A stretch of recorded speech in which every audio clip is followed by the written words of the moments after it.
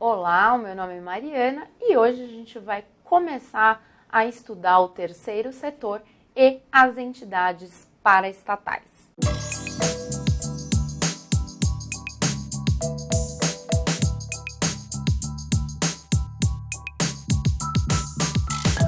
Bom, pessoal, para começar, eu falo para vocês que o primeiro setor é o Estado e o segundo setor é o mercado. Mercado, entenda como pessoas jurídicas de direito privado com fins lucrativos. Mas antes da gente adentrar ao estudo do terceiro setor, eu vou trazer aqui para vocês um momento histórico, o surgimento desse terceiro setor e a importância, a valorização dele.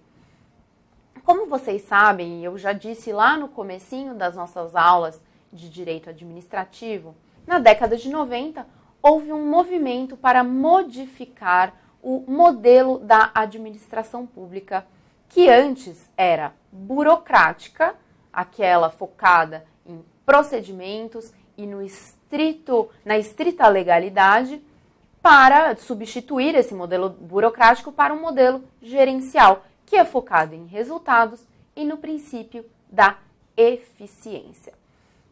Então, gente, inspirado nos modelos dos Estados Unidos, modelo americano e também no modelo britânico, houve a elaboração do Plano Diretor de Reforma do Estado, pretendendo exatamente isso, transformá-lo em uma administração pública gerencial. Esse plano de reforma do Estado, ele ficou sob responsabilidade de Luiz Carlos Bresser Pereira e, finalmente, com a vinda da Emenda Constitucional número 19 de 98, o modelo gerencial foi implementado, inclusive com a inclusão lá do princípio da eficiência no caput do artigo 37 da nossa Constituição Federal. Bom, eu falei aqui para vocês que o modelo gerencial, ele se foca em resultados, na eficiência da prestação de serviços, do atingimento do interesse público. Então, qual era o pensamento da época? Seria muito mais eficiente redelegar atividades ao setor privado, atividades de interesse social, logicamente, ao setor privado, do que manter todas essas atividades nas mãos do governo, que não mais conseguia atender às demandas sociais. Então, essas atividades, pessoal, elas foram passadas para as mãos do setor privado.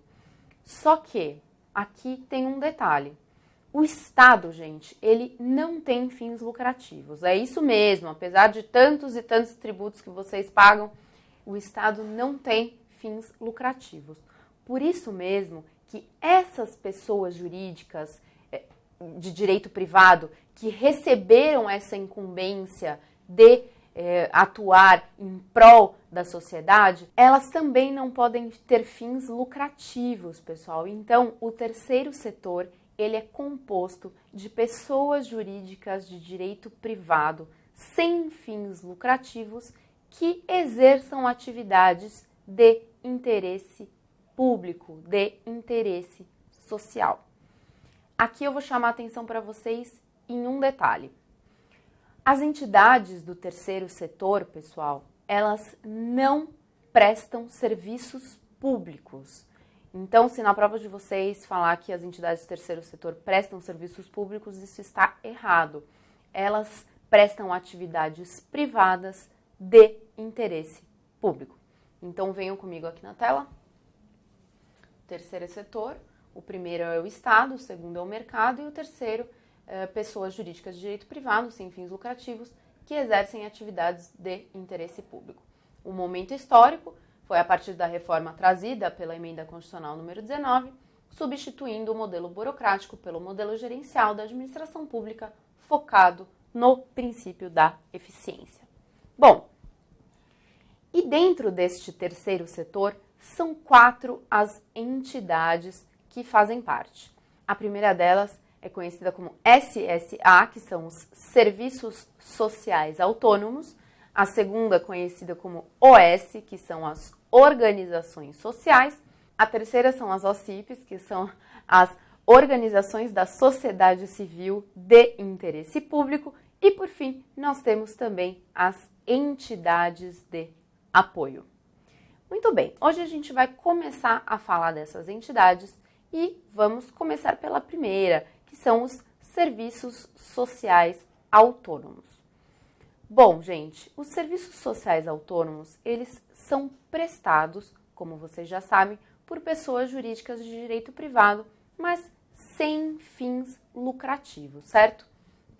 E essas pessoas jurídicas de direito privado, elas podem ter qualquer tipo de forma civil, qualquer forma prevista lá no nosso Código Civil. Então, elas podem ser fundações privadas, podem ser associações privadas, tanto faz, contanto que elas não tenham fins lucrativos. O seu objeto, pessoal, é uma atividade social, voltada para a utilidade pública, para o assistencialismo e também até para a profissionalização. Exemplo clássico, gente, de entidades que prestam serviços sociais autônomos é o nosso Sistema S. Então, todas aquelas entidades, como o SENAI, o SENAC, o SESC, o SEBRAE, eles prestam serviços sociais autônomos. O patrimônio dessas entidades, pessoal, ele pode ser tanto público como privado. Ou seja, o patrimônio pode advir de verbas, de repasses de verbas públicas, ou também pode advir do pagamento de contribuições sociais. Quando vocês estudarem direito tributário e chegarem na parte lá das contribuições sociais, vão lembrar que o dinheiro arrecadado através delas é destinado aos serviços sociais autônomos. E, logicamente, como não podia deixar de ser, por receberem verbas públicas, essas entidades, apesar de privadas, elas se submetem à fiscalização do Tribunal de Contas da União. Aqui, gente, agora eu vou falar uma coisa muito importante para vocês. A gente vai aprender nas aulas que vão vir sobre a licitação. Vocês já devem saber que a licitação é a lei utilizada para que a administração pública contrate serviços e compre bens. Por quê, gente? Como a administração ela utiliza verbas públicas, ela não pode simplesmente comprar coisas ou contratar serviços ao seu bel prazer. Ela deve seguir um regimento, uma regulação para sempre adquirir a melhor qualidade pelo menor preço. Então, gente, teoricamente, aonde existe verba pública, deve existir licitação para compra de bens e contratação de serviços. No entanto, gente, no que se refere a essas entidades que prestam esses serviços sociais autônomos, elas não se submeterão à lei de licitações, mesmo usando verbas públicas. Aqui, gente, a própria entidade, cada uma delas, deve criar o seu regulamento para a utilização dessas verbas públicas.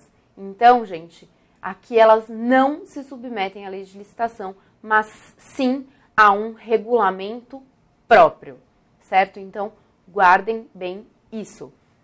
E, por fim, elas, por serem entidades de direito privado, os seus empregados possuem vínculo trabalhista. Então, venham aqui comigo na tela para a gente relembrar as características dos serviços sociais autônomos, conhecidos como SSA, sua natureza jurídica, que são pessoas jurídicas de direito privado, em forma de associações civis ou fundações privadas sem fins lucrativos. O seu objeto é uma atividade social voltada a serviços assistenciais, de utilidade pública ou ao aprendizado profissionalizante. O seu patrimônio é composto por verbas públicas ou contribuições sociais tributárias, valores arrecadados através dessas contribuições. O regime de pessoal tem o vínculo seletista, e aqui o que eu acabei de falar para vocês, que é muito importante, elas se submetem à fiscalização do TCU, apesar de serem pessoas jurídicas de direito privado, e elas não se submetem à lei de licitação. Elas devem ter um regimento próprio que prevê a utilização dessas verbas públicas na compra de bens e contratação de serviços. Por hoje é isso. Se vocês gostaram, compartilhem para mim e eu espero vocês na aula que vem.